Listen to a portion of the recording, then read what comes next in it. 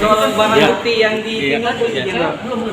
Tadi kan baru awal diinikan sama Pak Kapolri, ini kita lagi pengembangan.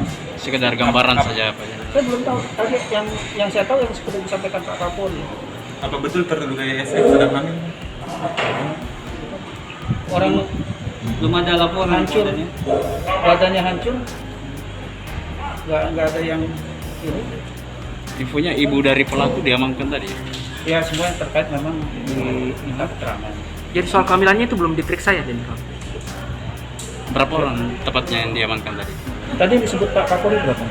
Yang di Tinumbu itu. Ya. Ya. Ini kita juga mau ini dulu, mau bahas dulu.